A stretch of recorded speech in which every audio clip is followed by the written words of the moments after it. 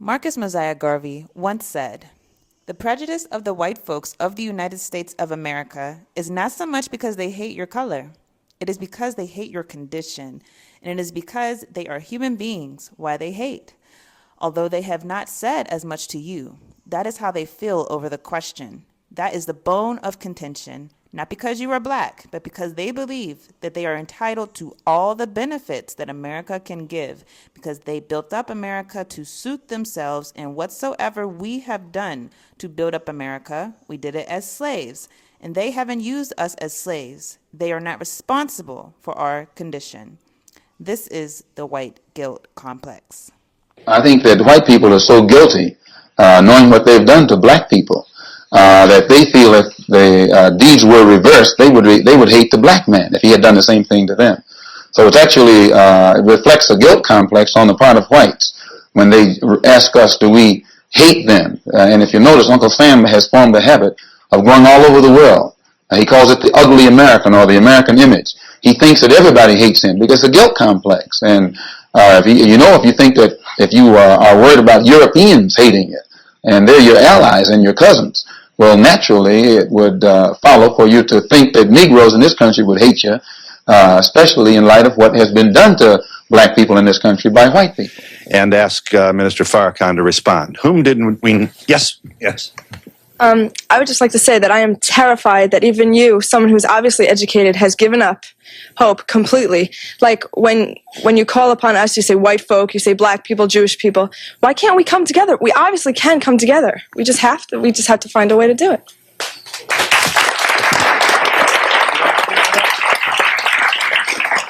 The desire is good, but the reality is the total opposite of your desire. And unfortunately, as a young lady, you are not in the position of power to make the decisions to make America work.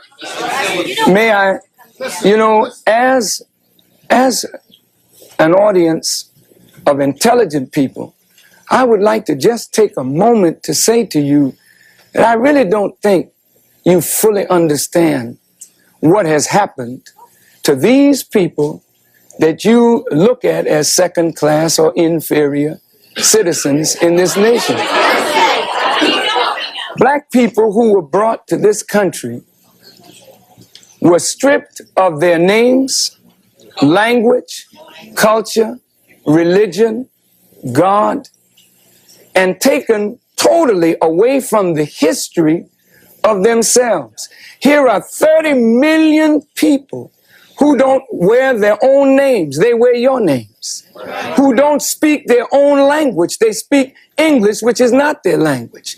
They never were allowed their own cultural expression of Africa.